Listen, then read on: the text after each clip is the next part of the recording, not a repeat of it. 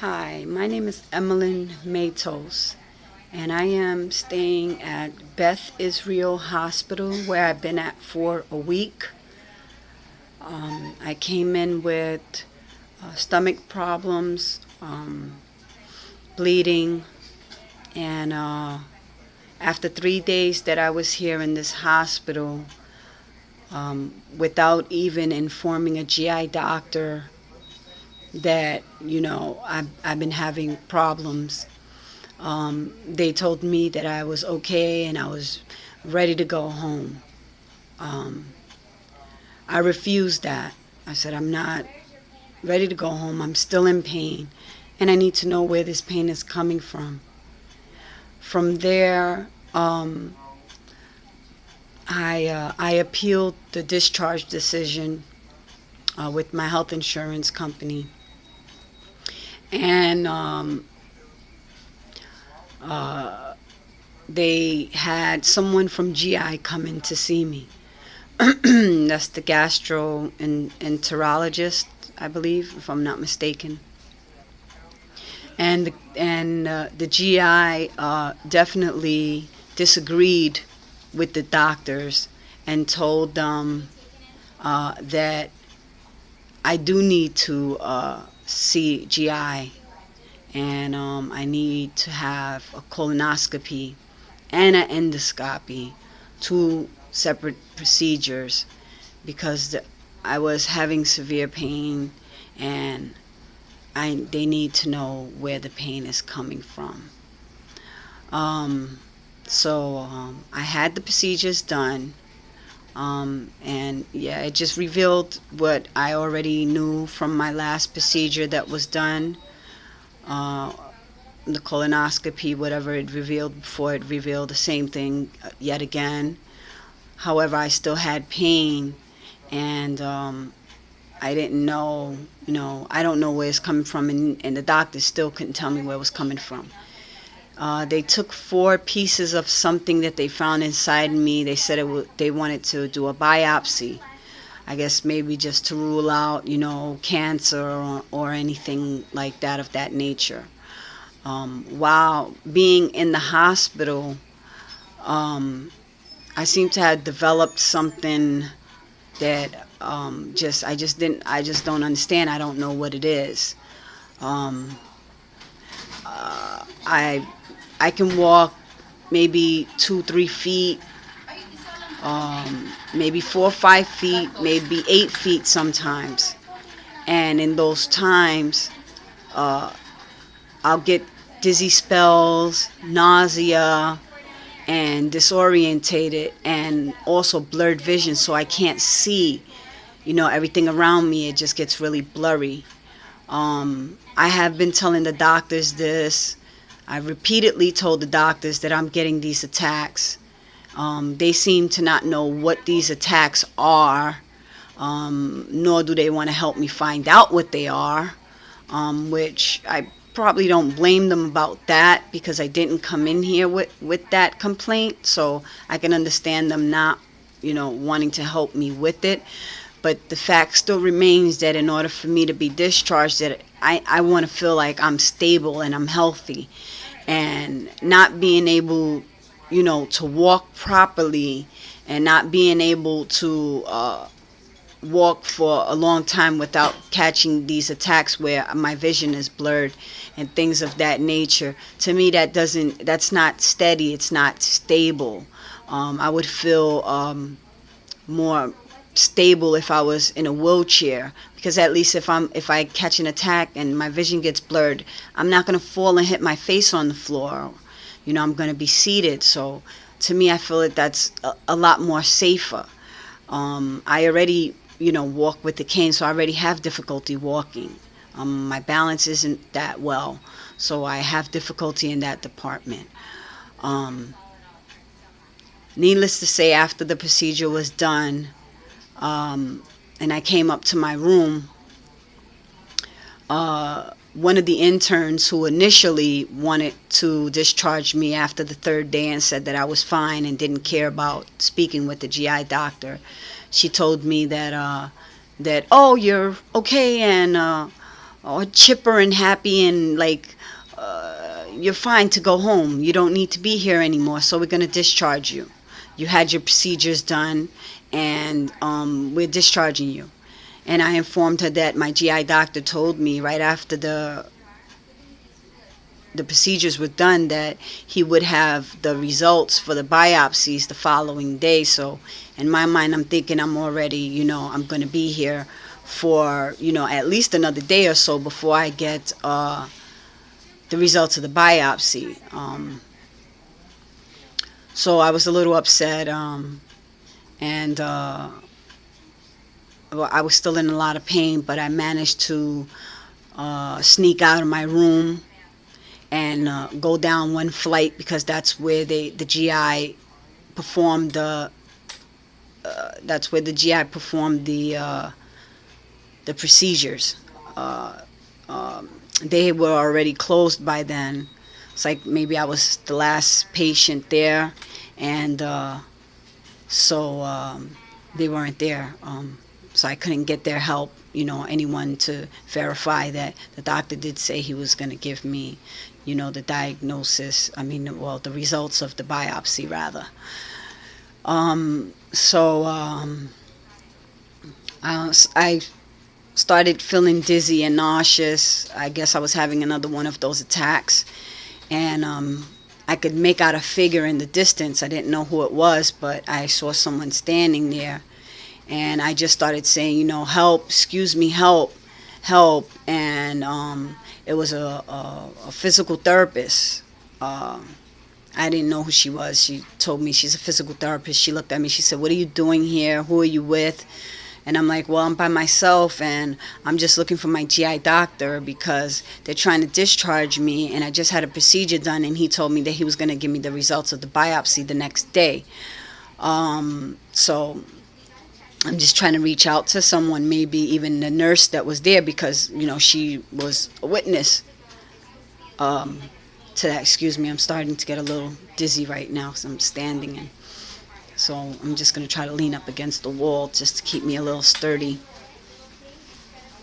So now the physical therapist walks me back upstairs. She says, you shouldn't be here. You can barely walk. You look like you're in a lot of pain. You shouldn't be here. You need to get back upstairs. I said, can you try to reach somebody in the GI in there to see if anyone's there? So she did try to call them. She couldn't reach anyone, so it was obvious that everyone had left for the day already, and it was already too late. So from there, she helped me into the elevator, and she took me upstairs to my floor. Walked me in my room, and then I sat down on the chair right by the door, and I'm just going to show you. This is the hallway here. This is my room, and as you can see, this is the chair. So I'm right by the door. I could hear her speaking to someone, a staff member. So I kind of like hobbled over, because I can't really walk that good, but I hobbled over to the doorway and just stuck my head out just to see like who she was talking to. So just to show you the view that I had, it's this. So that was the view that I had, and I could see her like right near where the garbage can is now. And she was talking to someone, and she was kind of loud, and she was like, well, this patient of yours, Miss Matos, why is she walking around the hospital? She has an IV line in her arm. She's not allowed to be wandering through the hospital, unsupervised. Anything could happen, and, this, that, and the third. And she can't really walk that well. And I could hear the other person talking and saying stuff about me, saying, oh, well, Mrs. Matos has had an attitude problem from day one that she's been here. And Mrs. Matos, she stinks, and her attitude stinks. Maybe that's what she said. But it's just, just talking about me and gossiping. And that's a no-no. That's a violation of your HIPAA rights. If you know anything about HIPAA, it's doctor-patient confidentiality, and you're not supposed to violate that right. So now patients' doors are open, and people can listen and hear what's going on, and they know my name. And now when they walk past my room and they say, "Oh, that's the person that they were talking about," and whatever, laughing or whatever the case may be. So that's definitely a violation of my rights. She happened to be a physical therapist.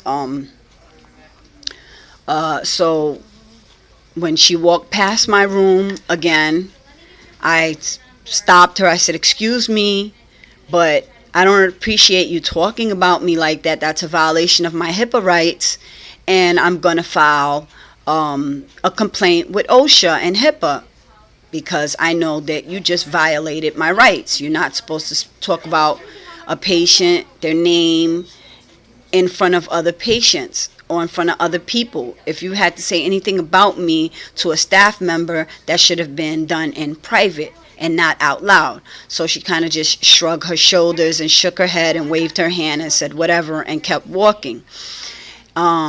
So then I turned around, I went, I got a pen and a piece of paper. I said, "I got to get this lady's name so I know, when I make my HIPAA complaint, who I'm going to complain about, I need her name." So I walked over to the desk where she was at, well, hobbled. It took me, some time. I walk a little slow, but I got there, and I could hear all the nurses and the PCAs and whoever was there at the nurses station just gossiping and talking about me, laughing, making jokes, whatever, they were doing. And when she saw that I was close, she kind of like gave the eye movements, the look like, "Oh, look, wait, let's stop talking because, here she comes." So needless to say, I came over there. She says, "If you need to talk to anybody, your doctor's over there." And she pointed to where my doctor was at. I said, "Well, I don't need to talk to my doctor. My doctor didn't violate my HIPAA Privacy Act. That was you that violated my HIPAA Privacy Act. So I need your name." And she was like, "But why you need my name?" She said, "Matter of fact, you know what? I'll write it for you." So she got up and she came and she wrote her name down on a piece of paper. And I said, "Yeah, so, I am going to file a complaint with HIPAA, and because you violated my HIPAA rights." All right. At the end of the day, these attacks that I've been getting is preventing me from going home. I've asked them for a wheelchair. I've had my case manager from Canberra come down and call HIP, which is my health insurance, and explain to HIP, if I'm entitled to a wheelchair, and even home health aid, if possible. They did inform her that yes, I was entitled to both. I can get a wheelchair and I can get a home health aid, which that would help me a lot, especially being that I'm having these spells, and they're like mini strokes, and it's disorientating and confusing. I don't like the idea that it's happening to me, but it's happening. It's just the reality of it, so I gotta face it and understand that. At the end of the day, HIP said a doctor from the hospital can write the prescription for the wheelchair and could write the prescription for the home health aid, and they'll be more than happy to pay for it. So, here's the problem. The person that's supposed to be writing the prescription is the same person that violated my HIPAA rights, and the one that I told that I was going to complain to HIPAA to. So, naturally, she's going to refuse to write the prescription for my wheelchair. So it seems like I'm just stuck in the hospital. They're still going to give me discharge notices, and I'm still going to appeal them. And at the end of the day, even if my health insurance denies my appeals, I'm still entitled to stay in this hospital even if they charge me personally, which they can. They can charge me as much as they want. I'm not rich, so if they can get the money, I don't know how they're going to plan on getting it, but let them do it, whatever. My thing is this. I need the media to come and know what's going on here. I'm not the only one. In the bed next to me, there was an 86-year-old lady who was screaming for help all through the night. Help me, help me, help me. For hours and minutes sometimes. Just out of nowhere, help me, please help me, help me. I had to hobble out of my bed to come over there just to give her some water because she was sick and she was thirsty. She just needed some water. It's not fair that you ring the call bell and it takes them 15 minutes, 20 minutes, a half an hour to come to you. You could be dead by that time. The call bells are there for a reason. For emergencies. It's supposed to be right away.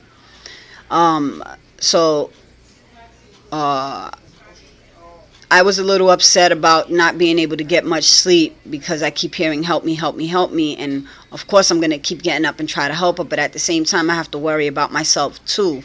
So I asked for some earplugs so I don't have to be, like woken up constantly, which I got.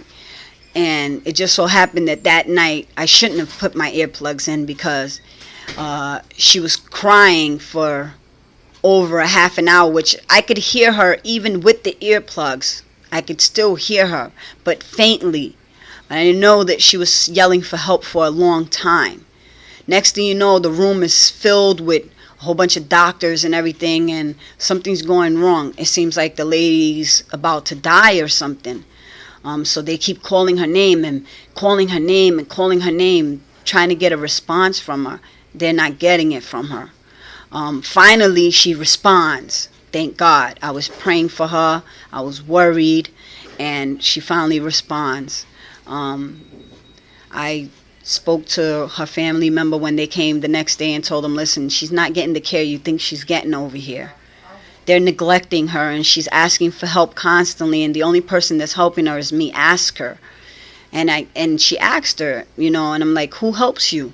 When you call for help, who gives you water? Who helps you?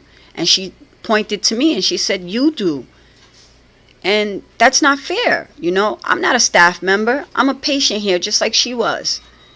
And then today, another guy who was sick in a room across from me, he almost dies. God knows how long he called for help and they didn't come. Because that's just what they do. You ring, you buzz the bell, nothing happens. Nobody comes. It's shameful. It's disgusting. It's horrifying. I don't know what's going on over here, but enough is enough. I'm tired of this. I just want to go home. I missed Thanksgiving. I had a liquid diet for Thanksgiving because I had to have a colonoscopy and an endoscopy. I'm tired. I don't want to be here anymore. I just want to go home.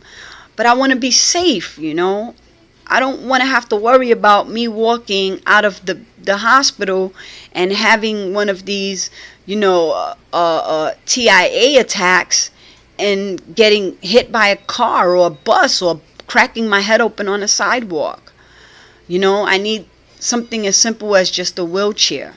So I'm appealing to you all, whoever's watching this, please help me. Help me. I'm in Beth Israel Hospital, 9 Silver, room 6B. I need your help. Any lawyers out there, anyone out there that wants to come and help me, pastors, lawyers, nurses, anyone, regular people. My name is Emmeline Matos. I'm in Beth Israel Hospital, 9 Silver, 6B. Please, I need your help.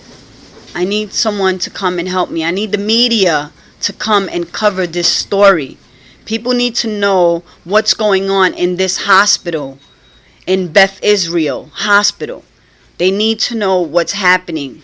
They need to know why these people are suddenly dying or almost dying because they're not getting the care that they're supposed to be getting. So I'm appealing to you, to anyone who has a heart, anyone who cares about the lives of other people. Please help me.